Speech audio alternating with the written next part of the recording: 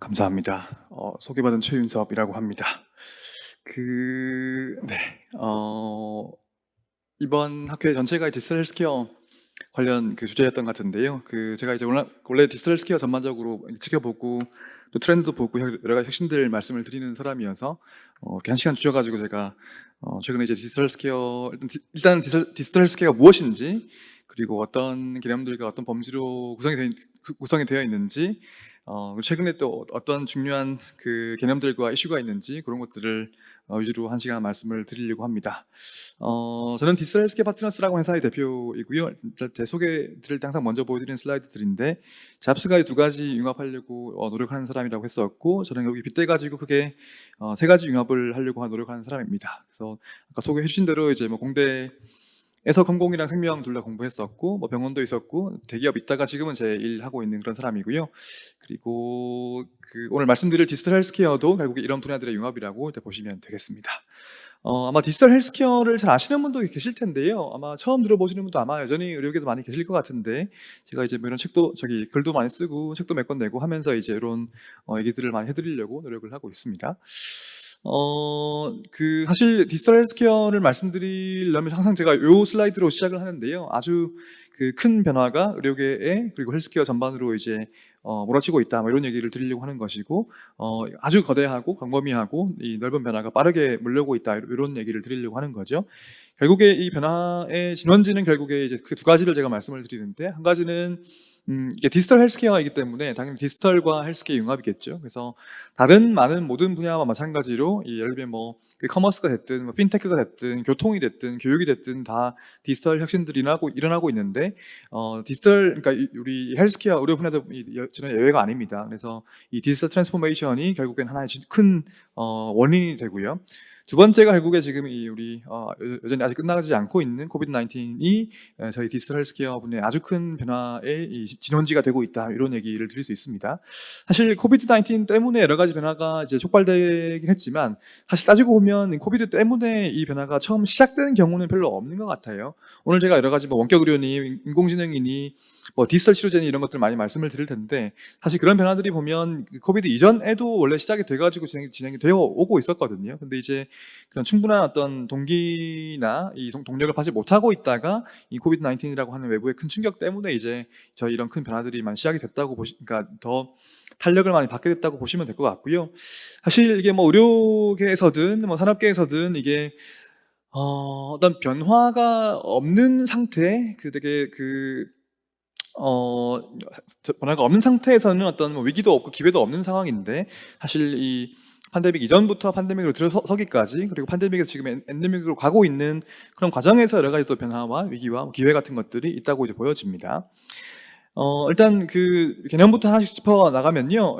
디지털 헬스케어가 무엇인지 이제 개념 범주부터 말씀을 좀 드려보려고 하는데, 전반적인 큰 건강 관리하는 헬스케어 분야가 있다고 했을 때, 이제 일단 우리가 되게 중요한 이 범주가 의료가 되겠죠. 헬스케어에서 부분 집합으로 의료가 되게 되는데요.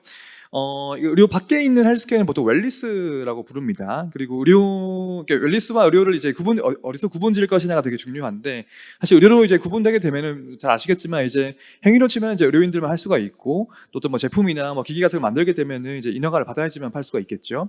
그리고 헬스케어 중에서 이제 디지털 기술 활용하는 것들, 예를 들면 산물 인터넷이나 인공지능, 3D 프린터, AR, VR, 메타버스, 블록체인 이런 것들을 쓰게 되면 이제 디지털 헬스케어라고 부를 수 있습니다.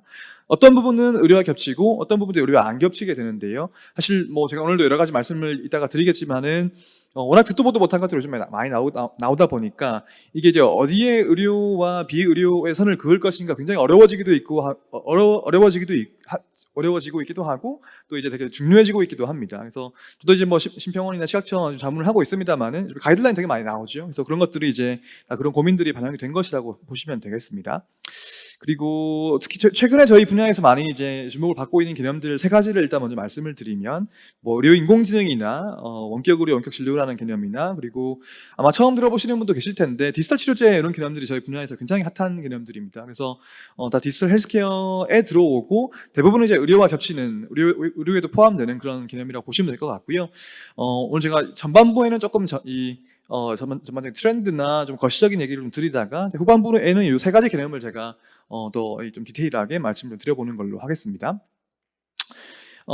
여기 이제 요건 어떤 그림이냐면 뭐 산업적인 얘기인데요. 이 디지털 헬스케어 분야에 얼마나 많은 돈이 투입이 되고 있는가 뭐 그런 내용인데, 특히 미국에서 이제 해마다 연도별로 투자 규모 같은 걸 봤을 때 전반적으로 우상향하고 있다 뭐 이런 내용이고요. 특히 2020년도 1분기를 보시면 커서가 안 보이시죠? 하여튼 2020년도 1분기를 보시면 19년도, 18년도 1분기랑 비교해 보시면은 굉장히 큰 돈이 이제 들어갔습니다. 그래서 사실 그 당시만 하더라도 저희가 디지털 헬스케어 분야가 지난 한 10년 동안에 쌓아왔던 잠재력들이 되게 폭발하는구나 큰 기대를 했는데요. 그 이후에도 다들 잘 아시다시피 이제 팬데믹으로 저희가 들어가게 되면서 여기 이제 막 이 표시가 되어 있지만 되게 모든 게 안개 속으로 들어갔죠. 사실 그때는 저희가 어떻게 생각했냐면, 야, 이런 저기 1분기까지 분위기 너무 좋았는데 팬데믹으로 들어가가지고 이게 모든 게 다 이 공든탑이 무너질 것 같다. 이런 좋은 기회가 올 거면 올려면 또 언제까지 기다려야 될까? 막 그런 이제 이 우려를 많이 했었는데요. 사실은 이제 지금은 우리가 모두가 알고 있지만 그 우려와는 완전히 반대로 이 팬데믹 덕분이라면 그렇지만 팬데믹 때문에 이제 이 분야가 굉장히 큰 기회를 이제 맞게 되었습니다. 그래서 전례 없는 이 큰 위기의 시기에 전례 없는 큰 기회를 맞게 됐었고 완전히 새로운 전기를 이제 마련하게 되죠. 그래서 뭐 투자 규모이든 투자 건수이든 뭐 평균 딜 사이즈이든 뭐 M&A 건수든 IPO 건수 모든 게 다 이제 기록을 갈아치게 되었었고요. 그게 2020년도 얘기였고 2021년도에는 이제 상반기만에 그 전해의 모든 기록을 또 갈아치우게 되면서 또 역대급의 이제 한 해를 보내게 됩니다. 사실 보면 지금은 또 조금 뭐 잘 아시겠지만 이 산업 전반적인 경기가 좀 좋지 않기 때문에 뭐 이 디지털 헬스케어도 지금 그런 여파에서 예외는 아닙니다만은 여튼 여전히 이제 디지털 헬스케어는 매우 주목을 받고 있는 뭐 한국뿐만이 아니고 글로벌에서 아주 주목을 받고 있는 그런 분야라고 이제 보시면 되겠습니다. 사실 뭐 이런 뭐 미래 의료니 디지털 의료니 이런 얘기는 다 잘 아시겠습니다만은 이 저희 분야가 뭘 지향하고 있느냐 하게 되면 저도 뭐 참여하고 있는 저널입니다만은 이 네이처 자매지 중에 디지털 메디슨 뭐 란셋도 보면 요즘 디지털 헬스케어 자매지 나와 있거든요. 그래서 이 첫 호에 나오는 에디터리얼인데 이 나오는 이 내용이 뭐냐고 하면은 결국에 이 디지털자를 떼는 게 미래이다. 그래서 지금은 이게 되게 좀 팬시하고 좀 어려워 보이고 새로워 보일 수도 있지만 그래서 지금은 디지털 헬스케어 이렇게 따라고 부르고 있지만은 결국에 이게 의료 역사를 돌이켜 보더라도 새로운 기술은 항상 이제 이런 주류 의료로 편입되게 마련이고 결국에 아주 당연한 의료, 아주 당연한 일상적인 헬스케어가 될 것이다. 그게 우리가 지향하는 바이다. 이렇게 이해를 하시면 될 것 같습니다.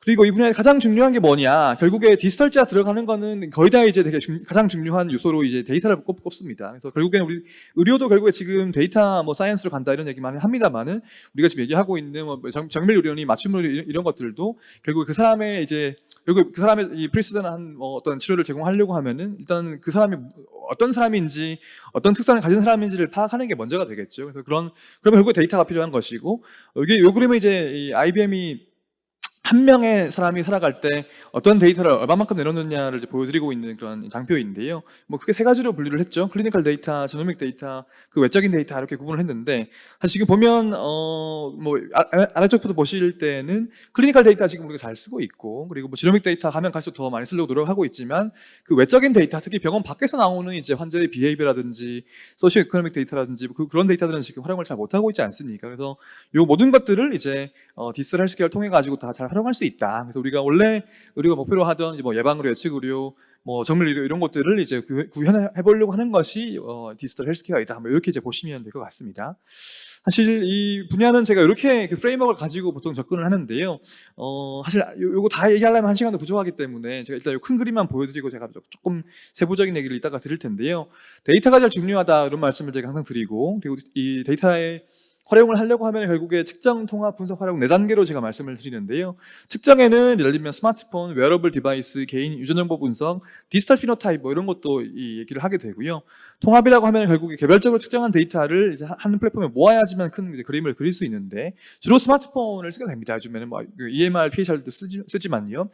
그 다음에는 이제 분석을 해야 하는데 사람이 할 수도 있고 이제 인공지능이 할 수도 있죠. 그래서 사람이 하는 것 중에는 요즘에 원격 의료 얘기를 많이 하게 되고 그리고 인공지능도 가면 갈수록 더 중요해지고 있습니다.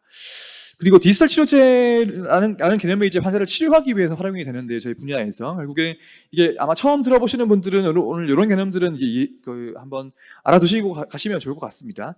소프트웨어로 환자를 치료한다 이런 개념인데요. 이게 뭐 주로 스마트폰 앱이고요. 아니면 게임이나 뭐 그 VR이나 챗봇이나 이런 케이스들도 있는데 그런 걸 활용해가지고 환자를 치료한다 이렇게 이제 보시면 될 것 같고, 대부분의 경우에는 이제 의사의 처방을 받아가지고 환자한테 전달이 되게 됩니다. 이런 큰 그림에서 저희 분야에서 어떤 기업들이 글로벌리 있는가를 보여드리는 장표인데요. 데이터의 측정, 뭐 통합, 활용, 뭐 이렇게 치료 이렇게 되어 있죠. 아마 여러분들이 아시는 기업도 있으실 테고 처음 보시는 이제 기업도 있으실 텐데, 사실 이 그림은 이제는 조금 옛날 그림입니다. 제가 이제 이 그림을 업데이트하는 걸 제가 포기했기 때문에. 그게 두 가지 이유가 있는데요. 하나는 뭐냐면 요즘에 기업도 너무 많아가지고 제가 이걸 다 이제 한 장에 넣을 수가 없고, 또 한 가지 이제 이유는 뭐냐고 하면은, 뒤로 어떻게 하는지 모르겠는데, 방금 보여드린 요 전장표를 보게 되면은, 제가 편의점 이렇게 4단계로 쪼개가지고 말씀을 드리고 있지만, 사실 이제 요즘에는 보시면 모든 경계가 허물어지고 있기 때문에 두 가지 이상을 하거나 네 가지 모두 다 하는 기업들이 막 나오고 있습니다. 제가 이제 2020년도에 제 책 썼을 때는 이제 주로 애플 얘기를 많이 했었는데요. 애플 같은 경우 지금 네 개를 모두 다 하거든요. 우리가 모두 알고 있는 큰 IT 기업 중에 하나가 최근에 또 이런 일들을 모두 다 하고 있는 걸로 기사가 많이 나오고 있는데, 뭐 아시는 분 아시겠지만은 아마존 같은 기업들이 오시면 전부 다 하고 있습니다. 그래서 여기 밑에 보시면은 저는 뭐 엔드투엔드라고 얘기하는데요. 뭐 데이터 측정부터 EMR 연동되고 원격 진료, 대면 진료, 뭐 방문 진료 다 하고요. 그리고 온라인 파마시 필팩이라고 하는 온라인 파마시 스타트업을 이제 한 1조 원 정도 주고 이제 인수를 해가지고서 아마존에서 이제 약도 구매할 수 있고 미국 전역에 이틀 약 배송해주고, 최근에 특히 보면 이제 원 메디컬이라고 하는 원격으로도 하고 주로 프라이머리 케어 하는 이제 병원 체인을 이제 인수를 했죠. 한 3, 4조 원 정도 주고서요. 그리고 마지막에 보시면 AI 스피커 알렉사 같은 것도 있기 때문에, 예를 들면 뭐 복약 알람이든 뭐 복약 리필 처방이든 뭐 다 할 수 있는, 처음부터 끝까지 다 하고 있는 게 이제 아마존의 큰 그림이고, 특히 보시게 되면 되게 특징적인 게, 원래 아마존이 이커머스 회사지 않습니까? 그래서 아마존만 할 수 있는 것이 뭐냐면 이커머스를 위한 헬스케어를 할 수도 있고 헬스케어를 위한 이커머스를 할 수도 있습니다. 그래서 되게 새로운 기능들이 많이 그려지고 있다는 걸 이제 우리가 알 수가 있고, 과거에는 우리가 지금 최근에 보면 아마존이 클리니컬 트라이얼 이런 걸 지금 진출한다 이런 얘기 나오고 있는데, 과거에는 우리가 뭐 병원이나 메디컬 디바이스 회사나 제약사들이 아마존 같은 곳들하고 이제 경쟁할 거라는 상상을 못 했었거든요. 근데 지금 우리 이런 일들이 벌어지고 있다는 것이고, 특히 최근에 이런 저희 뭐 산업계의 얘기를 조금 더 해드리게 되면은, 저는 콘솔리데이션이 되게 중요한 키워드로 많이 말씀을 드리고 있는데, 이게 결국에 M&A를 통해 가지고서 시장이 뭐 통합되고 되게 다이나믹하게 변하고 있다 이런 얘기를 드리는 건데요. 보시면 다 이게 우리가 뭐 아실 수도 있는 마이크로소프트나 오라클 같은 기업들이 아주 큰 돈을 주고서 이제 이 기업을 인수해가지고 이 기업의 시장에 들어오기도 하고, 텔라닥 같은 경우는 이제 세계 최대 원격의료 회사인데요. 이런 기업들도 이제 M&A 하면서 몸집을 불리고 있고, 아까 말씀드린 아마존이 이제 원 메디컬 병원 체인을 아예 인수를 한다거나, 뭐 CVS 같은 이제 여기 이제 기업들이 홈 헬스케어 기업을 큰 돈 주고서 인수하는 이런 케이스 계속 나오고 있고요. 나중에 제가 원격으로 얘기를 좀 드리겠지만은, 특히 이런 M&A 같은 거 보게 되면은 뭐 사는 쪽이나 파는 쪽 둘 다, 혹은 둘 중에 하나가 이제 원격으로 기업인 경우가 많아가지고, 특히 이런 쪽으로 지금 시장이 굉장히 다이나믹하게 변화를 하고 있습니다. 글로벌에서는요. 제가 이제 오늘 큰 그림에서 이거 다 말씀드리진 못하고, 크게 3가지 키워드, 제가 아까 저희 분야에서 지금 되게 가장 중요하고 주목을 가장 많이 받고 있는 3가지 키워드라고 말씀드렸던 이 원격 의료하고 인공지능, 디지털 치료제를 지금부터는 각자 이제 개별적으로 말씀을 좀 드려보도록 하겠습니다. 첫 번째로 원격 의료 얘기를 좀 해드릴 텐데요. 아마 다 병원에 계신 분들이니까 최근에 원격 의료 하시는 병원도 많이 계실 것 같은데요. 일단 우리가 한국에서 원격 의료를 얘기할 때는 이게 일단 이거를 먼저 말씀을 드려야 되는데, 전제가 2가지 있죠. 명시적이고 전면적으로 금지가 된 곳은 이제 한국밖에 없다고 제가 알고 있습니다. 글로벌에서는요. 그래서 명시적이라 함은 여기 밑에 보시면 OECD 국가 중에서도 관련 규정이 아예 없는 것도 있는데요. 한국에는 이제 의료법에는 이 불법이라고 명시가 되어 있고, 전면적이라 하면 적어도 이제 환자와 의사 사이의 원격 의료는 싹 다 금지라는 게 기본적으로 한국의 원칙이지요. 그리고 원격 의료라고 딱 들으시면 어떤 게 떠오르십니까? 보통은 이제 이 화상 채팅하면서 진료하는 그런 걸 떠올리시지만, 그게 이제 메이저한 거 맞긴 하지만은 최근에 굉장히 다양한 이제 뭐 기술이든 서비스 유형 등과 결합이 되게 되면서 아주 다양한 모델들로 이게 발전을 하고 있습니다. 특히 뭐 아까 말씀드린 뭐 스마트폰이든 웨어러블이든 뭐 인공지능이든 뭐 VR이든 이런 것과 결합을 하게 되면서 이제 더 많이 이제 완전히 새로운 모델들이 많이 나오고 있다는 걸 미리 말씀을 드려야 될 것 같고요.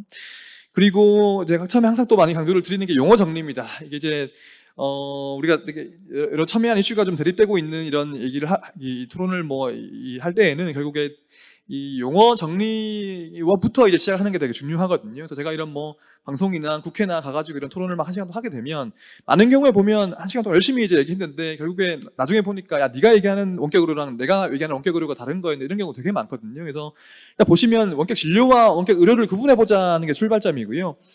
진료가 더 작은 개념이죠, 의료보다는. 이 말은 즉슨 원격 진료에 해당 안 되지만 원격 의료에 해당되는 여러 가지 개념이 있다는 말씀이고요.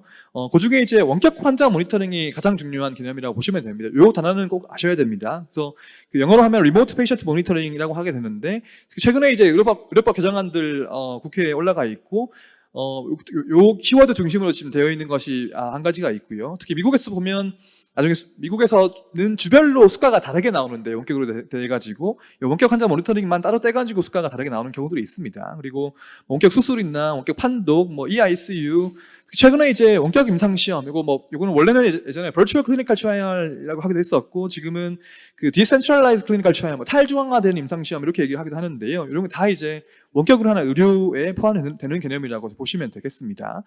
그리고 원격 진료에도 여러 가지가 있는데, 그 왼쪽에 보시면 화상진료, 전화진료, 채팅진료 이런 것들은 이제 어떤 채널을 통해서 하는가에 대한 것이고, 오른쪽에 있는 세컨 오피니언만 하는 경우도 있고, 온디맨드 프리스크립션은 이제 원격 의료와 약 배송까지 결합되어 있는, 일단 한국에는 원래 이중으로 불법인 그런 모델이고요.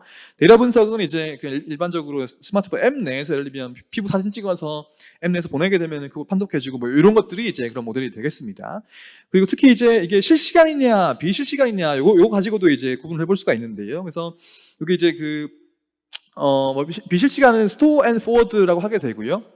그래서 실제 보면 아까 미국에서 수가가 주별로 다르게 나온다고 말씀드렸는데, 이게 이제 실시간, 비실시간 혹은 원격 환자 모니터 이런 거에 따라 가지고서 수가가 원래 주별로 다르게 나온다는 걸 또 이제 말씀을 드리고 넘어가고 싶습니다. 그래서 아셔야 될 거는 원격 의료와 진료를 구분해 보자. 그래서 그리고 진료에도 굉장히 다양한 것들이 있고, 진료가 원격 진료에 해당되지 않는 원격 의료도 있더라. 이런 얘기를 해드리는 거죠.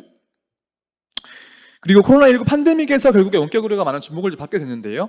이런 사실 잘 아실 겁니다. 그래서 이게 결국에는 우리가 컨택을 줄여야 되고, 환자와 의사 간의 컨택, 환자와 환자 간의 컨택을 이제 줄여야 되기 때문에 결국에 이제 애니제임 같은 데 보시면 퍼스펙티브긴 하지만 되게 과감한 얘기들이 많이 나왔었고요.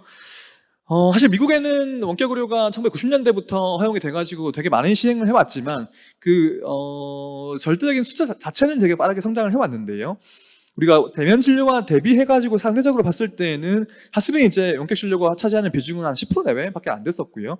근데 이제 팬데믹을 지나게 되면서 이런 비중이 점차 이제 올라가게 되다가, 팬데믹 피크를 찍었던 2020년도 4월달, 5월달 정도가 되게 되면은 이제 거의 50% 육박하는 미국인들이 대면 진료 대체해가지고 원격 진료를 사용한다. 이런 얘기도 있었고, 만족도 같은 게 되게 높았다. 이런 얘기도 있었고요. 지금은 우리가 이거 다 옛날 얘기고, 팬데믹이 끝나가면, 엔데믹으로 들어가면서 이제 지금은 어떻게 되는가 하는 것이 더 관심사일 텐데, 사실 이런 데이터를 보게 되면은 일단 피크가 꺾였습니다. 적어도 미국에서는. 근데 이제 일단 이 플라토를 지금 좀 이루고 있는 상황인 것 같고, 그 플라토 자체를 보게 되면은 이제 팬데믹 이전과 대비해가지고 훨씬 높은 수치를 이제 유지를 하고 있는 거죠. 미국에서 왜 이렇게 팬데믹에서 원격 의료를 많이 하게 되면 결국에 이제 수가 때문입니다. 미국에서 보시게 되면 이 팬데믹 상황에 대비하기 위해 가지고 원격 의료에 대한 여러 가지 규제를 완화를 했는데요. 그 중에 가장 컸던 게 뭐냐고 하면은 이제 대면 진료 동등하게 원격 진료 수가를 주겠다고 한시적으로 이제 당시 트럼프 정부에서 이제 그 결정을 하게 됐죠. 그래서 이 메디케어 수가가 대면 진료와 동등하게 나오는 것 지금도 유지가 되고 있는 그런 상황이고, 아마 내년까지는 지금 유지가 될 걸로 지금 얘기를 하고 있는데요. 그래서 내년 초까지는, 그래서 지금 이 원격 의료 업계에서는 가장 많이 주목을 하고 있는 게 뭐냐고 하면은 수가를 이제 결국에 팬데믹 끝날 테고 끝난 이후에는 수가가 어떻게 될 거냐. 그래서 과거로 다시 돌아가느냐 아니면 이제 이걸 계속 그 대면 진료 동등한 수준을 유지할 것이냐 하는 것들이 계속 초미의 관심사가 되고 있습니다. 그래서 산업계는 되게 로비도 많이 하고 그런 상황이고요.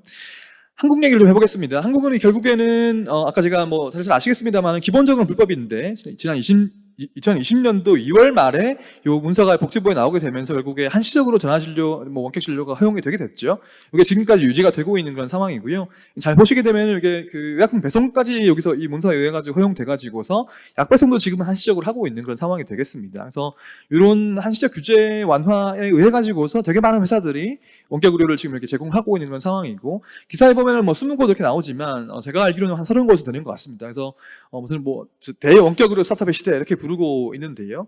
이런 거 따라가지고 저는 가장 중요한 변화가 저는 요걸로 보고 있는데 이게 뭐냐면 결국에 이런 그 실제 의사가 실제 환자를 리얼월드에서 원격으로 진료하는 경험이 지금 쌓이게 됐다는 거죠. 그게 지난 3월달 기준으로 보게 되면 한 370만 건 이렇게 되게 되고 지금 뭐 500만 건 뭐 이렇게 얘기하게 되는데요. 그래서 이런 뭐 우리 유사 이래로 최초이자 최대로 이런 경험을 했기 때문에 결국 이런 경험이 뭐가 되느냐 하면 결국 데이터가 되는 거죠.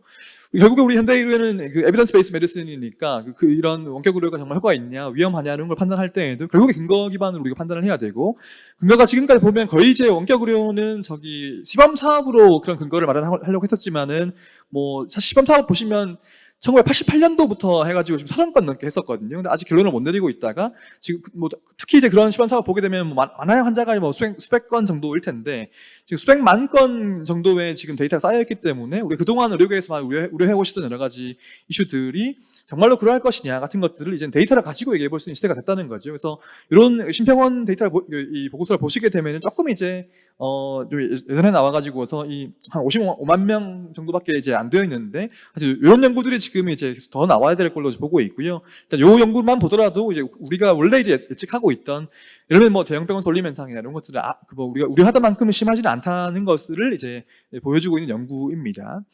최근에 진행되고 있는 것들을 몇 가지 말씀을 드려보게 되면요. 예를 들면 우리 원격 의료를 만약에 이제 허용한다고 하면은 결국 의료법을 바꿔야 되기 때문에 결국에는 이제 뭐 국회 동의를 거쳐야 되는데 사실 18대, 19대, 20대 다 이제 이런 법안이 올라갔지만 이제 통과를 못 했었는데요. 이번 국회에서도 이제 벌써 1년 됐죠. 작년 9월 30일, 뭐 10월 달 두 가지 이제 법안이 이제 올라가가지고서 지금 아직 계류하고 있는 그런 상황이고요. 아까 말씀드렸던 원격 환자 모니터링 이런 것들만 이제 허용해주자 뭐 이런 법안들이 이제 왼쪽에 있는 법안입니다.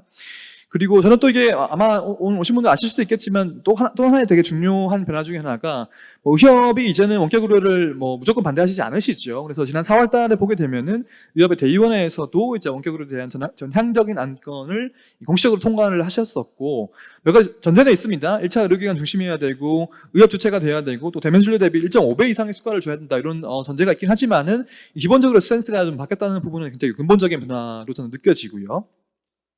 그리고 이제 그러니까 그 대선 캠프도 그랬었고 이번 신규 정부 들어왔을 때도 이제 원격으로 돼가지고 되게 전향적인 얘기를 많이 하시고 계시기 때문에 결국에 이번에는 다를 거냐 원격 의료가 하는 거 뭐 누구도 알 수가 없죠. 근데 이제 제가 방금 말씀드렸던 이런 뭐 수백만 건의 데이터가 쌓여 있다. 그리고 그 과정에서 뭐 의협을 포함해가지고 의료계에 좀 전향적인 태도가 있는 것 같다. 특히 아까 스타트업 보시면 많은 경우에 의료인들이 하시는 스타트업이거든요. 그런 원격 의료 스타트업들이. 그리고 이번 새 정부 들어가지고서 또 이런 쪽에 되게 좀 호의적이시기 때문에 조금이라도 다를 수도 있지 않을까 이런 생각을 또 해보게 됩니다.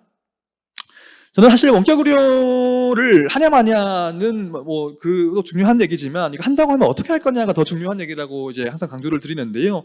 저는 오화 원칙 이렇게 얘기합니다. 이거 누가 누구한테 언제 뭐 어떻게 할 거냐는 거는 얘기가 많이 안 되고 있지요. 보시면 이 오화 원칙에 따라 가지고서 어떤 옵션을 취하는지에 따라서 굉장히 다른 유형의 원격 의료가 구현되게 됩니다. 그래서 예를 들면 이제 뭐 세계 어느 일을 가더라도 모든 걸 다 극대화해서 하는 경우는 없거든요. 근데 이제 예를 들면 미국 같은 경우에는 일단 면허가 주별로 나오게 되고, 또 주별로 아까 수가 다르다고 말씀드렸고, 또 주별로 소진은 또 원격으로는 허용하지 않고 재진부터 하는 뭐 텍사스주 같은 그런 경우들이 있는데, 뭐 미국도 그러하고 일본도 보시면은, 일본이 보면 과거에 이제 그 한 20년 정도 전은 우리와 지금 비슷했는데, 이 단계적으로 질병 같은 것도 이제 좀 넓혀갔었고, 또 지역별로 지금도 이제 하고 있는 걸 제가 알고 있고요. 초진은 또 기본적으로 불법입니다. 원격으로 하는 것이 일본에서는. 그리고 약 배송도 지금 불법으로 하고 있죠. 그래서 그 뭐 이런 일본은 또 이렇게 하고 있고, 그래서 우리는 어떻게 할 거냐 하는 것들을 이제 고민을 하는 게 필요하다. 이런 말씀을 드리고 싶습니다. 제가 원격 의료 말씀을 드렸는데, 일단은 뭐 정리를 좀 해보게 되면은, 전 산업 분야를 통틀어 가지고서 팬데믹 상황에서 가장 많이 주목받았던 분야 중 하나이고요. 국내는 기본적으로 불법이긴 하지만 좀 변화의 기류가 있는 것 같다, 뭐 이런 얘기.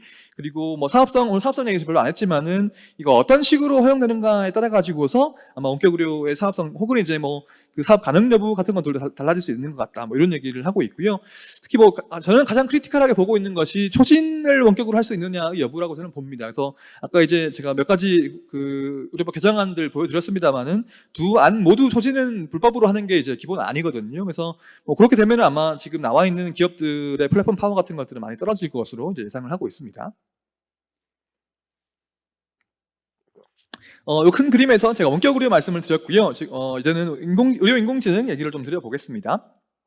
아마 이제 주 2차 병원에 계신 분들이라고 제가 들었는데, 인공지능 지금 도입하신 병원들도 아마 좀 계실 겁니다. 그래서 인공지능은 의료에서 가면 갈수록 더 중요해질 겁니다. 그래서 왜 그러냐? 뭐 아주 간단한 논리인데요. 요게 이제 위쪽에 있는 것은 우리 뭐 의료라고 하는 것 자체가 이제 그러니까 환자가 태어나기 전부터 태어난 이후에 평생 동안 데이터 측정하게 되고, 사망한 이후에도 우리가 데이터 측정하는 쪽으로 가고 있고, 그 측정한 데이터라고 하는 것이 이제 아주 다차원적이고 다면화되어 있는 데이터를 이제 평생 동안 측정한다는 것이기 때문에, 이거 사람이 다 이해하고 분석하고 뭐 예측할 수가 없죠. 그렇기 때문에 이제 우리가 인공지능을 당연히 쓸 수밖에 없다는 뭐 그런 논리이고요. 이게 지난 길면 5년, 뭐 짧으면 2, 3년 정도 사이 이런 변화들이 있었습니다. 예를 들면 아주 다양한 이제 의료 분야 인공지능 기업들이 이렇게 나오게 된다는 것이고, 한국 기업들도 몇 개 있습니다. 그리고 진료과를 막론하고서 되게 다양한 인공지능들이 발전을 하고 있죠. 인공지능이 가장 많이 발전하고 인허가도 많이 받고 지금 현장에도 많이 도입되고 있는 과는 영상학과입니다. 제가 일부러 이게 안 나왔는데, 근데 그럼에도 불구하고, 그러니까 그 이외에도 뭐 거의 이제 외과나 해서 정신과까지도 이제 이런 인공지능 연구들이 아주 활발하게 진행되고 있다는 것이고요. 연구가 활발하게 진행되면 결국에 그 이유는 인허가겠지요. 그래서 미국에 보시면은 거의 뭐 이게 작년 9월달에 나온 게 제가 아는 제일 최신 공식 데이터인데, 340개 넘어가는 인공지능 기반의 의료기기들이 인허가를 받아가지고 있고, 그리고 이제 한국에도 보시면 2018년도에 인허가를 처음 받아가지고서 그 이후에 이제 계속 증가를 해오다가 이게 이제 지난 5월달에는 총 110개라고 얘기하고 있고, 지금은 한 130개, 140개 얘기를 하고 있습니다. 그래서 굉장히 다양한 많은 이제 인공지능 기반의 의료기기가 미국이든 뭐 한국이든 인허가를 받아가지고 있다, 이런 얘기입니다.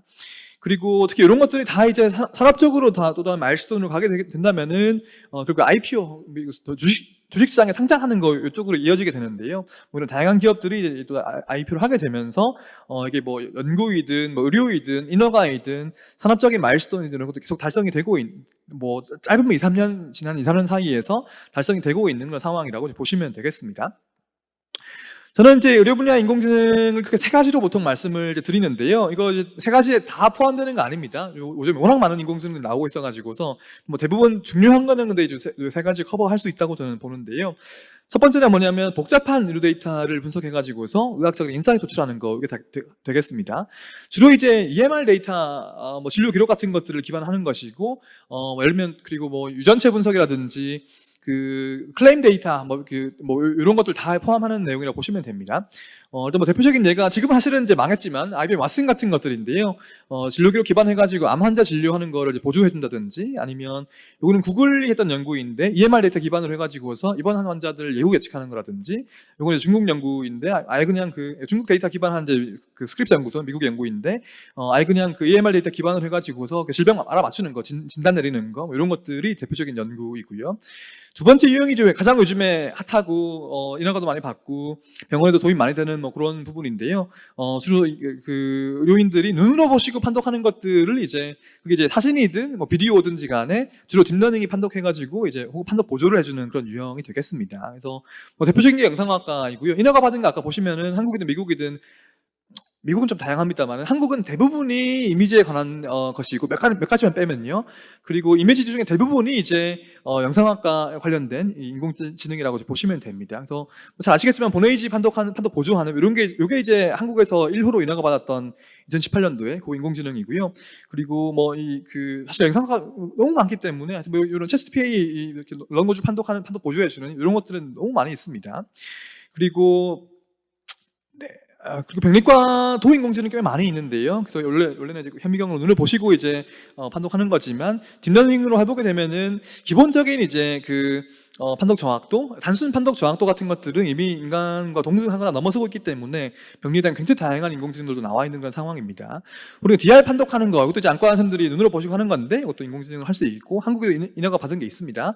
피부와 뭐 멜라노마냐, 뭐 점이냐 이런 거 구분하는 거라든지 혹은 이제 방금까지는 이제 그 사진인데요. 여기부터는 요거는 이제 비디오입니다. 그래서 대장내 시경 할 때 넣을 때부터 뺄 때까지 실시간으로 이제 옆에 모니터 하나 더 놓고서 소리랑 이미지로 이렇게 보조해주게 되면은 영종인지 아닌지 판독한다. 뭐 이런 것들이 이제 되게 뭐 중요한 예시들 중 하나가 되겠습니다. 제가 좀 이따가 한 번 더 말씀을 드릴 텐데 지금 의료인공지능 연구 분야에서 우리가 더 해결해야 할 숙제 같은 게 뭐가 있냐면 지금 RCT가 사실 별로 없어요. 제가 방금 보여드린 건 다 논문 있고 인허가 받고 한 것들인데 인허가 받았다고 해서 그게 되게 엄정한 임상 연구를 통해 가지고 나온 것들은 다 그렇지 않거든요. 근데 이제 드물게 RCT를 한 연구들이 몇 개 있긴 합니다만은 그 중에 하나가 이제 이런 것들이 되겠습니다. 그래서 방금 게 이제 두 번째 유형이었고요. 세 번째 유형은 연속적인 데이터를 모니터링 해가지고 예방으로 예측으로 구현하는 것인데 이것도 원내에서 하는 거, 병원 밖에서 하는 거 다 있습니다. 그래서 예를 들면 원내에서 하는 것들은 폐혈증 예측하는 뭐 이런 인공지능이라든지 아니면 요거는 구글 알파고 만들었던 딥마인드, 구글 딥마인드가 만든 네이처에 이제 냈던 논문인데요. AKI 이제 발생하는 거를 예측하는 뭐 이런 인공지능이나 아니면 이거는 한국에 있는 뷰노하고 세종병원이 개발하셨던 인허가 받아가지고 지금 판매하고 있는 건데요. 딥카스라고 하는 카디악 어레스트 예측하는 그런 인공지능입니다. 최근에 이제 나중에 제가 조금 말씀드리겠지만 한국에 지금 수가 받은 게 한 몇 가지는 있는데 인공지능 중에서 최근에 이제 신의료기술평가 유예 받아가지고 지금 수가 받고 있는 뭐 되게 한국에서 드문 인공지능 중에 하나가 이게 되겠습니다.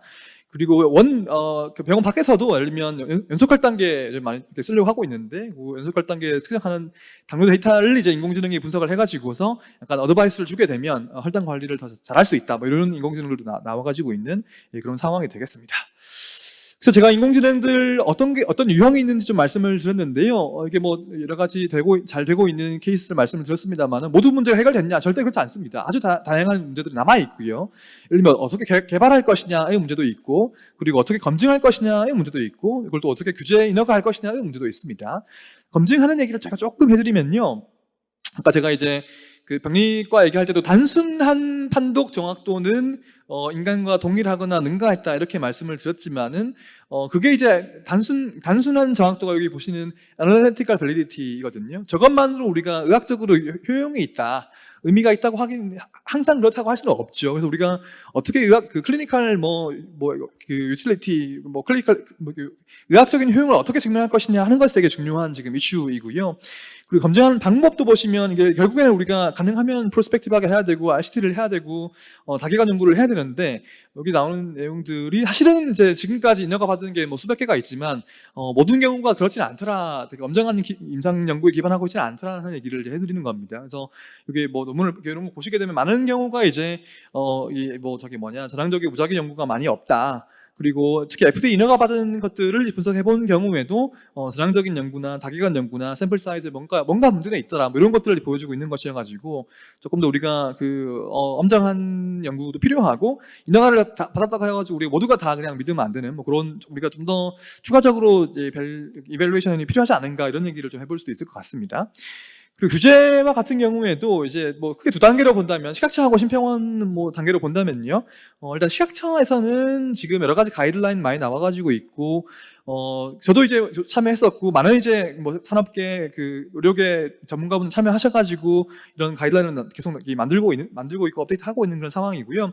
그래서 이런 거 기반으로 해서 지금 한 아까 100개 넘어가는 인공지능들이 인허가를 받아가지고 있는 그런 상황인데, 문제는 결국에 수가입니다. 그래서 그게 이제 보시면 2019년도 12월 달에 영상학과 인공지능 관련해가지고 수가 가이드라인 나와 있고, 2020년도 12월인가 그 말에 그 병리과 그 인공지능에 대한 수가 가이드라인 그 두 가지가 지금 나와 있습니다. 한국에서는. 근데 보시면 이게 둘 다 거의 비슷한데요. 제가 간단하게 설명을 좀 해드리면, 잘 아시겠지만 크게 두 단계가 필요합니다. 한국에서는. 첫 번째 단계가 뭐냐면, 일단 이게 그 기존 기술이 아니고 신의료 기술 평가 대상이 그러니까 이게 기존 급여에 포함되지 않고 그 별도 수가를 받으려면 일단 첫 번째 기준을 통과해야 되는데, 기존 기술에 해당되는 게 아니고 원래 기존 행위가 아니다, 이거는 새로운 행위일 수 있다는 걸 이제 그 가능성을 인정받아야 되는 거죠. 그래서 신의료 기술 평가 대상이 되어야 하는 게 첫 번째 관문인데, 이게 카테고리를 5개로 나눕니다. A, B, C, D, E로 나누는데요. 잘 보시면은 A는 이제 그냥 단순 판독 활동 보조이고, 카테고리 B, C는 이제 마이너하거나 메이저한 진단 정보, 진단 보조 정보 제공한다는 것이고요. 근데 A, B, C까지는 이제 오른쪽 보시면은 다 기존 기술에 해당되기 때문에 그냥 기존 급여에 해당됩니다. 그래서 별도 수가가 안 나오는 것인데, 문제가 뭐냐면 현재 지금까지 인허가 받은 이제 뭐 1개, 2개 빼고 이 모든 인공지능들은 다 여기 해당됩니다. 기존 급여에. 그러니까 이제 수가를 하나도 못 받고 있는 거죠, 걔들은. 근데 카테고리 D와 E의 경우에는 이제 신의료 기술 평가 대상이 되는데, D는 뭐냐고 하면은 새로운 완전히 이제 그 기존의 일반적인 역할 범위 이외의 완전히 새로운 정보를 제공하거나, 카테고리 E는 뭐냐면 기존의 고가 의료 행위를 대체하는 경우에는 이제 오른쪽 보시면은 신의료 기술 평가 대상이 될 수 있다, 이렇게 나오는 거죠. 예외적으로는 이제 C2를 보시면 기존과 동일 행위이긴 하나 인간에 비해서 현저한 정확도 향상 또는 현저한 오류 감소는 C2로 돼가지고서 예외로 이제 신의료 기술 평가 대상이 될 수도 있다 하고 나옵니다. 근데 이제 저건 사실 코 골면 코걸이, 기울면 기걸이인 상황이고요. 여기서 이제 신의료 기술 평가 대상이 되게 되면 그 이후에 두 번째 단계로 가는 건데, 여기서 이제 이게 어떤 레벨 오브 에비던스를 봅니다. 그래서 레벨 1과 2는 뭐냐면, 1은 이제 판독 효율을 보여준다. 단위 시간당 더 많은 환자 판독할 수 있다. 레벨 1이고, 레벨 2는 이제 이 단순 정확도가 올라간다. 레벨 2인데, 이거 수가 안 줍니다. 예, 레벨 3와 4가 되어야지만 수가를 고려할 수 있다는 건데, 레벨 3는 이제 결국에 환자 아웃컴 개선이고요. 레벨 4는 이제 더 나아가서 환자 비용 효과성까지 이제 개선하게 되면은 수가를 고려할 수 있다는 것인데, 사실 한국에 아직까지는 이제 이 1단계도 거의 대부분 못 넘고 있는 그런 상황이라고 보시면 되겠습니다. 그래서 예외적으로 제가 이제 아까 말씀드렸던 것이 아까 뷰노의 그 딥카스, 카디악 어레스트 예측하는 고인공지능인데요. 그 경우 지금 어떻게 되고 있냐면, 신의료 기술 평가 유예 제도라는 게 있어요. 그래서 이게 보시면은 원래 있던 제도인데, 올 초에 이게 조금 확대가 돼서 적용되게 되면서, 2+1입니다. 2년 동안 이제 비급여로 그냥 시장에 출시해가지고 쓸 수 있게 해주고, 1년 동안은 이제 신의료 기술 평가하는 기간 동안도 비급여로 서비스할 수 있어서 총 3년 동안은 이제 그냥 서비스할 수 있는 건데, 요거는 보시면 이제 문제는 뭐냐고, 뷰노가 사실 요걸로 지금 수가를 요거는 받고 있는데, 요것도 문제는 뭐냐면 이제 아까 말씀드렸던 여기 뒤로 돌아가서 요 그러니까 신의료 기술 평가를 유예해주는 거기 때문에 일단 요 대상이 되어야 합니다. 예, 요 대상 자체가 안 되면 이제 이 신의료 기술 평가 유예 제도의 대상 자체가 안 되는 거죠. 그래서 저는 조금 이제 좀 제한적이지 않나 이렇게 보고 있는 그런 상황이 되겠습니다. 그래서 인공지능은 뭐 국내의 기술적인 수준은 되게 글로벌 수준이라고 저는 보고요. 특히 뭐 룰닛이나 뷰노나 이런 기업들 굉장히 잘하고 있는데, 뭐 선수층 자체는 뭐 이렇게 두텁지 않습니다만, 그리고 인허가 받는 인공지능들은 계속 증가를 하고 있는데, 뭐 기승전 이제 수가 얘기를 합니다만은 이제 수가 자체가 매우 보수적이기 때문에, 그리고 이제 아까 이런 뭐 신의료 기술 평가 유예제도 나와 있습니다만은 아직까지는 되게 뭐 산업계 입장에서는 많은 불만들이 있고, 이런 것 때문에 이제 현장에 적용하시는 속도도 좀 늦어지고 있는 그런 것 같습니다. 네, 그리고 이제 이렇게 큰 그림에서 원격 의료 인공지능 제가 말씀드렸고, 디지털 치료제에 대한 말씀을 드려볼 텐데요. 다음에 강 대표님이 또 디지털 치료제 말씀하실 것 같긴 한데, 제가 일단 조금 말씀을 좀 드려보겠습니다. 최근에 이제 되게 가장 뭐 많이 주목을 받고 있는 그런 개념인데 저희 분야에서 그래서 처음 들어보시면 이제 한번 오늘 꼭 기억해 주시면 좋을 재밌는 개념입니다. 영어로 하면은 디지털 테라피틱스 이렇게 얘기를 하고요. 약어로 하게 되면 DTX라고 하게 됩니다. 그래서 D와 T는 대문자로 쓰고 X는 소문자로 쓰는데요. 혹은 이제 한글로 하면 디지털 치료제, 뭐 디지털 치료기기 이렇게 얘기를 합니다. 그래서 디지털 치료제, 치료기기 이거는 병용해서 쓴다고 이제 보시면 될 것 같은데요. 이게 뭐냐 하게 되면 이게 개념적으로 봤을 때는 디지털 치료제, 뭐 세라픽스라고 하는 것처럼 약의 개념이라고 봐도 뭐 큰 무리는 아닐 정도입니다. 그래서 뭐 이런 장표를 보실 때에도 과거에 우리가 신약의 카테고리를 보시면 뭐 스몰 몰레큘, 바이오릭스, 뭐 셀 세라피, 진 세라피 있었고 지금은 디지털 기술이 많이 발전을 하고 있으니까 이게 디지털로 한 뭔가 약 같은 게 나온다고 해서 이제 디지털 테라픽스 이렇게 보는 경우도 있는데요. 지금 이제 규제적으로 보게 되면은 엄밀하게는 이제 소프트웨어로 구성된 의료기기라고 보시면 됩니다. 이게 이제 다시 말씀드리면 이게 약이 아니고 의료기기로 이해를 하셔야 됩니다. 그래서 이게 어떤 개념이냐? 소프트웨어로 환자를 치료한다 이렇게 보시면 되고요. 과거의 의료기기는 이제 다 하드웨어가 있지 않습니까? 지금 전시하고 있는 이런 것들 다 이제 어떤 물리적인 어떤 형태가 있는 하드웨어들인데 엑스레이 머신이든 뭐 혈압계든 혈당계든 뭐 다 하드웨어지 않습니까? 근데 최근에 디지털 헬스케어가 발전하고 있는 방향은 뭐냐고 하면은 소프트웨어 쪽으로 이제 발전하고 있다 보니까 결국에 소프트웨어로만 구성되어 있는 의료기기가 나오게 됐었고 그 중에 하나가 이런 디지털 치료제라고 보시면 됩니다. 그래서 이게 이제 환자의 대상으로 뭐 질병을 예방관리 치료하는 이제 소프트웨어이기 때문에 당연히 이제 임상 연구해야 되고요. 많은 경우에는 이제 인허가를 받아가지고 또 대부분의 경우는 또 그 의사의 처방을 통해가지고 환자에게 전달이 된다고 보시면 됩니다. 그래서 유형은 제가 몇 가지 보여드리겠지만 주로 스마트폰 앱이고요. 그리고 뭐 게임도 있고 VR도 있고 챗봇도 있고 여러 가지 유형들이 있다고 보시면 됩니다. 가장 엄밀한 정의는 이제 요 가이드라인을 보시면 되는데 뭐 저도 그렇고 다음 연자인 강 대표님도 그렇고 다 이제 전문가들 참여해서 같이 만드는 건데요. 2020년도 8월달에 나오는 것이고 보시면은 이게 이제 크게 세 가지 질문을 모두 yes라고 하면은 요 디지털 치료제, 디지털 치료 기기로 분류가 됩니다. 첫 번째는 다 설명드린 건데요. 첫 번째 뭐냐? 소프트웨어로 구성되어 있는 의료기기여야 합니다. 그리고 여기 yes여야 되고 두 번째가 질병을 예방관리 또는 치료하기의 목적으로 환자에게 적용이 되어야 되고요. 세 번째는 치료 작용 기전에 과학적인 임상적인 근거가 있어야 됩니다. 이 세 가지 모두 만족하면은 디지털 치료 기기 이렇게 분류된다고 보시면 됩니다. 한국에서는 보시면 지금 제가 오늘 안 들고 왔는데 그 이후로 이제 적응증 몇 가지에 대해 가지고서 불면증하고 알코올 사용 장애, 니코틴 사용 장애 세 가지는 이제 네, 제가 다를 겁니다. 네, 제가 업데이트 해가지고. 그래서 세 가지가 지금 나와가지고 있고, 그리고 공황장애하고 몇 가지 인디케이션은 또 지금 가이드라인을 만들려고 지금 하고 있는 그런 상황이고요. 글로벌리 보시면, 그러니까 한국에는 지금 이제 인허가 받은 게 몇 개 있냐? 하나도 없습니다, 아직까지. 지금 최근에 에임메드라고 하는 회사에서 임상시험 계획 승인 받아가지고 진행하다가 이번에 임상연구 마무리했다고 얘기하고 있는데 미국에서는 제가 알기로 FDA 인허가 받은 게 한 30개는 넘어가는 것 같고 독일은 되게 특이한 인허가 제도를 가지고 있는데 인허가 받으면 수가를 자동적으로 줍니다. 독일에서는 지금. 그래서 거기도 한 30개 넘어가는 거 인허가를 받아가지고 있고요. 한국에는 이렇게 보시면 다음 말씀드릴 웰트를 포함해가지고서 임상시험 계획 승인 받은 게 한 10개 진행되고 있다고 얘기하고 있고 아까 이제 네 번째인 에임메드가 지금 임상시험 다 끝났다고 얘기하고 있어가지고 가능할지 모르겠지만 빠르면 연내 그리고 혹은 뭐 늦으면 내년 중에는 이제 첫 번째 인허가 받은 디지털 치료제가 나올 것으로 이제 예상을 하고 있습니다. 그리고 인디케이션을 보시게 되면은 어느 질병 혹은 어느 진료과에 적용을 많이 하고 있느냐 대부분은 이제 이게 많은 경우는 CBT, 인지행동 치료에 기반하고 있기 때문에 이제 뭐 정신과나 멘탈헬스, 뭐 어딕션 이런 거에 많이 하고요. 그리고 신경과라든지 만성질환이라든지 뭐 이런 쪽으로 주로 접목이 되고 있는 것을 아실 수가 있고, 사실 질병은 그러니까 생각하시는 것보다 매우 다양합니다. 그래서 아주 다양한 영역에서 지금 이런 시도들이 일어나고 있다는 것을 보시면 되겠습니다. 이런 컨셉은 원래 있던 거죠. 그래서 아마 예를 들면 뭐 기능성 게임이나 이런 것들을 관심 있으시면 아시겠지만 전혀 없던 개념은 아니거든요. 근데 왜 지금에 와서 이걸 이렇게 이름도 따로 부르면서 막 호들갑 떨고 있냐? 결국에 의학적인, 기술적인, 산업적인 발전들이 다 축적이 되게 돼가지고서 이전에 어떤 임계점을 넘어섰다. 그래서 어떤 다른 개별적인 별도의 분야로 부르지 않을 수가 없게 되었다. 뭐 이런 정도로 이해를 하시면 되겠습니다. 사례는 제가 몇 가지만 말씀을 드릴 텐데요. 이 분야에서 하나의 이름만 기억을 하셔야 된다고 하면은 결국에 제일 위에 있는 그 페어 테라픽스라고 하는 이제 기업을 이제 이름을 기억하셔야 되고요.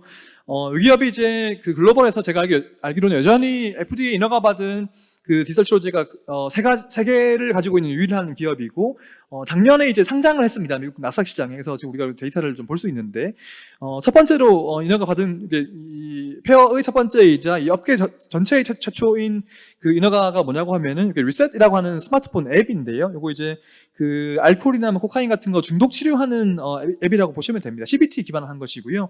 그래서 의사 처방 받아가지고 12주 동안 쓰는 것인데 이제 17년도에 인허가를 받았다 이렇게 되어 있고, 두 번째가 이제 리셋 5입니다. 5가 더 붙었죠. 오늘 이제 여기 오피오이드인데요. 아시다시피 오피오이드가 미국의 막 그 에피데믹이기 때문에 그래서 요걸 치료하는 이제 그 디지털 치료제를 2018년도 12월 달에 받았고, 이게 두 번째였고요. 세 번째는 이제 2020년도에 받은 건데 소음리스라고 하는 이 불면증 치료용 디지털 치료제라고 보시면 됩니다. 역시 이제 이것도 CBT에 기반을 하고 있고 그 의사 처방이 있어야지만 이제 쓸 수 있는 그런 그 애플리케이션이라고 보시면 됩니다. 요 세 가지를 그러니까 오늘 제가 말씀드린 것들은 다 근거가 되게 충분하다 이렇게 보시면 됩니다. 또 아마도 두 번째로 유명한 이제 기업은 알킬리 인터랙티브라고 하는 기업인데요. 요 기업은 이제 요 아이패드 기반의 게임을 개발해가지고 인허가를 받았죠. 이게 게임 이름이 엔데버 알렉스인데요.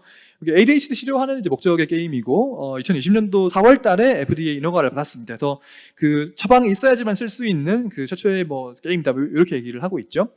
그리고 뭐 VR을 활용하는 경우도 많이 있고요. 그 PTSD 치료할 때 원래 그 노출 치료하는 거를 VR로 만들어가지고 한다든지, 아니면 요거에 인허가를 받은 건데 그 진통제처럼 쓰겠다. 요거를 이제 VR로 하겠다고 하는 그 시더사이너에 나왔던 회사인데 어플라이드 VR이라고 하는 케이스도 있습니다. 백페인에 대해 가지고 지금 인허가를 받아가지고 있고요.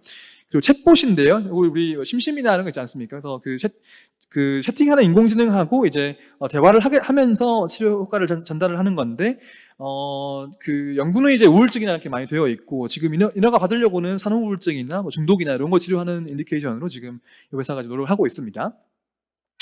사실 이제 디지털 치료제를 왜 지금 많이 얘기를 하고 있느냐 하게 되면 이게 개념 자체가 되게 재미있죠. 근데 더 나아가서 코비드-19 때 주목을 많이 받았던 이유는 크게 두 가지인데요. 첫 번째는 이게 우리 지금 원격 의료라고 하는 걸 대놓고 얘기 못하니까 비대면 진료 이렇게 얘기합니다만은, 방금 보셨던 이거 앱으로 뭐 환자 치료하고 게임으로 치료하게 되면 이것도 결국 비대면이거든요. 그래서 일단 비대면이고, 그리고 이게 소프트웨어이기 때문에 거의 파퓰레이션 레벨로 굉장히 쉽게 확장할 수 있습니다. 그리고 코비드 같은 팬데믹에서는 이게 뭐 여러 만성질환이든 정신과 문제이든 다 이 인구 전체 수준에서 발생하기 때문에, 결국에 특히 이런 팬데믹 피크일 때는 어떤 얘기가 많았냐고 하면은, 이거 인구 전체 수준으로 비대면으로 어떤 의학적인 밸류를 전달해야 되는데 이거 어떻게 할 거냐. 결국에 디지털 치료제가 이 두 가지 요건을 모두 충족하고 있으니까 그걸 많이 활용해보자, 뭐 이런 얘기 많았었고요. 그래서 지난 2020년도 4월 달에는 어떤 식으로 규제 완화가 미국에서 있었냐고 하면은, 그 정신질환에 관련되어 있는 디지털 치료제에 한해 가지고서 원래는 510K 그 인허가 받고서 시장에 출시해야 하지만은 한시적으로 인허가 면제해 줄 테니까 그냥 시장에 출시해서 써라고 이제 된 거 지금까지 여기 유지가 되고 있고요. 거기 따라 가지고 여러 가지 이제 이런 뭐 ADHD든 스키조든 뭐 인솜니아든 이런 적응증에 대해 가지고 디지털 치료제가 지금 출시가 돼 가지고 쓰고 있는 그런 상황이 되겠습니다. 그래서 뭐 사실 이게 소프트웨어이기 때문에 쓰게 되면 그렇게 뭐가 나오냐? 데이터가 나오거든요. 이 데이터를 가지고서 또 뭔가 해볼 수 있는 이런 것들이 지금 미국에서 벌어지고 있는 거죠. 이게 제 마지막 내용인데요. 그 디지털 치료제가 이제 되게 팬시하고, 저는 장기적으로 보면 굉장히 유명한 거의 패러다임의 변화라고 봅니다만은, 단기적으로는 지금은 좀 한국에는 저는 조금 하이프가 있다고 저는 보고 있는 편인데, 앞으로 넘어질 삶들이 많이 있습니다. 그래서 어떤 것들이 이제 우리가 해결해야 될 이제 그 숙제들이냐 하는 것들을 짚어드리고 넘어가 보려고 하는데요. 저는 요 프레임을 제가 쓰거든요. 그래서 일단 아마 이제 지금까지 설명을 들어보시면 사람들이 다 이해를 하시겠습니다만은, 이거 임상연구 어떻게 할 거냐 하면 되게 까다롭습니다. 이거 소프트웨어, 이거 뭐 게임이라 그러면, 예를 들면 이거 디자인을 어떻게 할 것이냐, 대조군은 뭘로 봐야 되지? 왜 이런 아웃컴을 프라이머리 아웃컴, 세컨더리 아웃컴 뭘로 봐야 되지? 조금 실제로 애매하고요. 최근에 또 그리고 이제 원격 임상 시험을 그러니까 이 연구 논문들을 보시면 이미 디지털 치료제 많이 하고 있거든요. 어떤 경우는 풀리 벌추얼로 해가지고서 환자를 아예 한 번도 안 봅니다. 환자 모집부터 이거 뭘 이렇게 그 다운받게 하고 VR 기기 보내주고 그 아웃컴은 다 패션 리포트 아웃컴으로 보게 되고 이런 식으로 하게 되는 경우도 있는데 이거 우리가 어떻게 정말 그렇게 해도 되냐? 어떻게 할 거냐? 그런 것들이 이제 고민되게 되는 부분이 있고요. 두 번째가 이제 인허가 하는 쪽이나 받는 쪽이나 다 고민되는 부분들이 있죠. 그래서 아까 이제 시각처에서 그러하고 이제 가이드라인 계속 내면서 뭔가 규제를 더 어떻게 하면 더 합리적으로 할 것이냐를 고민을 많이 하고 있는 그런 상황이고요. 보험 얘기는 제가 조금 더 해드릴 텐데요.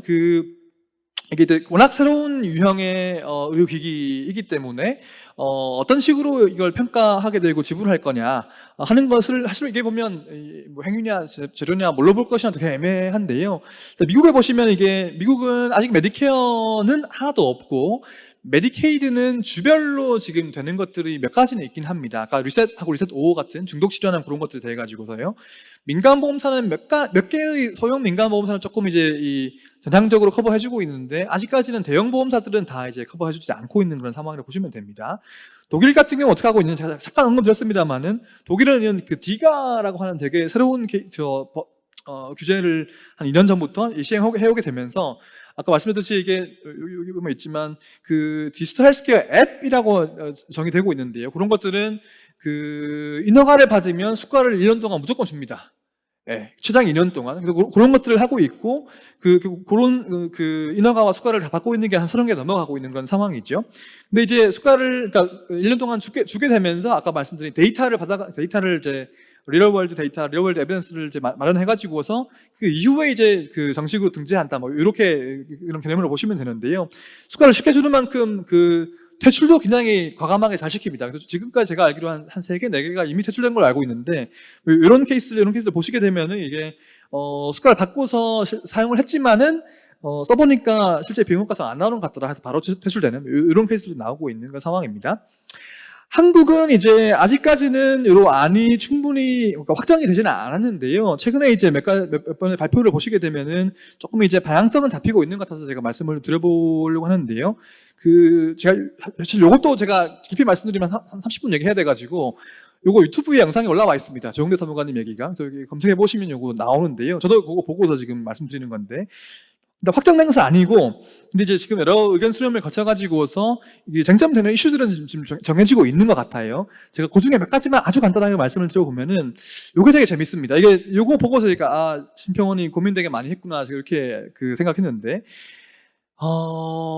디지털 치료제가 여기 3가지의 뭐라 그럴까요? 되게 성격이 복잡하다. 이게 3가지를 다 가지고 있다. 이렇게 이제 얘기를 하시는 건데, 첫 번째는 뭐냐면, 여기 뭐냐고 하면은, 일단 허가는 우리가 의료기기로 받습니다. 아까 제가 말씀드렸듯이, 소프트웨어 의료기기로 받게 되는 것이고요. 시각처에서. 사용 방식은 의약품이랑 비슷하다. 이렇게 정의를 하시고 계신데요.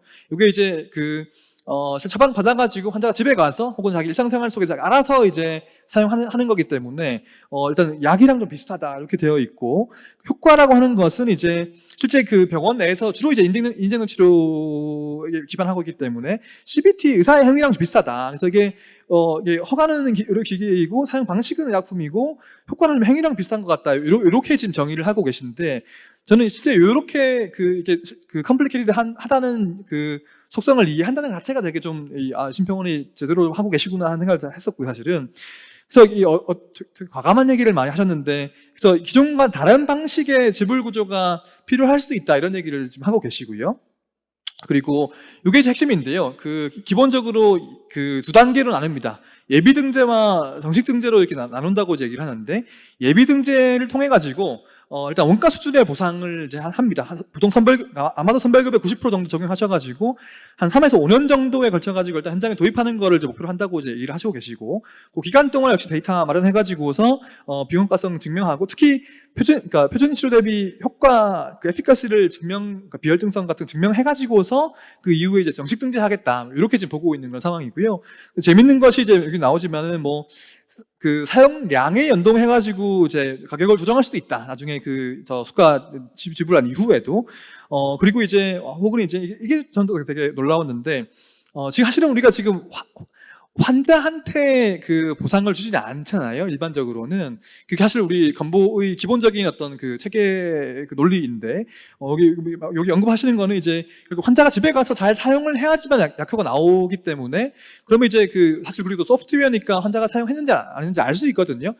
그러니까 이제 이거는 환자가 더 잘 사용하게 되면은 환자한테 보상을 할 수도 있다. 뭐 이런 얘기를 좀 하고 계신 상황이어서 되게 좀 새로운 변화들이 있을 수도 있다고 지금 예상을 해볼 수 있고요. 그리고 이제 뭐 그게 워낙 이제 그 기존의 우리 체계와 다르기 때문에 어떤 뭐 법령 개정이 필요할 수도 있고 아마 시범 사업 같은 거 많이 할 수도 있을 것 같다. 뭐 이런 언급을 하신 적이 있습니다. 그리고 이제 보험 적용이 됐다고 치더라도 그 다음에 이제 그 의사 선생님들이 처방을 해줘야지만 이걸 사용할 수 있겠죠. 그럼 그 다음에 이제 큰 허들이 정말 의사가 처방해 줄 거냐 하는 내용인데, 그럼 이제 이게 기존에 우리 잘 쓰고 있는, 잘 증명되어 있는 이제 약제가 있는데, 이게 뭐 아무리 인허가 받고 수가 받았다고 해도 과연 내가 환자한테 게임 처방해주고 VR 처방해 줄까 하는 것이 그 다음 이제 허들이라는 거죠. 실제 이제 아까 제가 글로벌 제일 유명하다고 말씀드렸던 페어테라픽스 같은 경우에도 처방 건수나 뭐 이런 걸 보게 되면 아직까지 좀 미미한 그런 상황이고요. 애들이 이제 뭐 지금은 좀 미미하지만 뭐 수가를 받게 되면 앞으로 되게 처방 많이 할 수 있을 것이다 이렇게 얘기하고 있는데, 이게 이제 독일 같은 경우 아까 말씀드렸던 독일은 이미 수가를 받고 있기 때문에 이런 케이스를 보게 되면 독일도 사실은 아직까지는 보게 되면 아직 뭐 처방 건수가 아주 많지는 않더라 뭐 그런 것들을 이제 알 수가 있어가지고 이런 부분들도 우리가 이 분야에서 해결을 해야 되는 그런 상황이라고 이제 보시면 되겠습니다.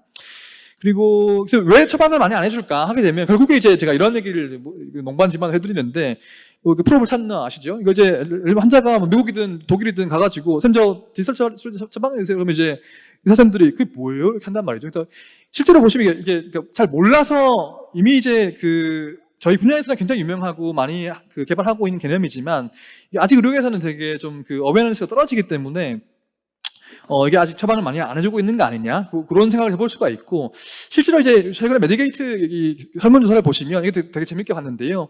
제목은 이렇습니다. 디저트제 처방에 대해 가지고 의사 회원분들이 한 80%가 긍정적이다 이렇게 나오는데요.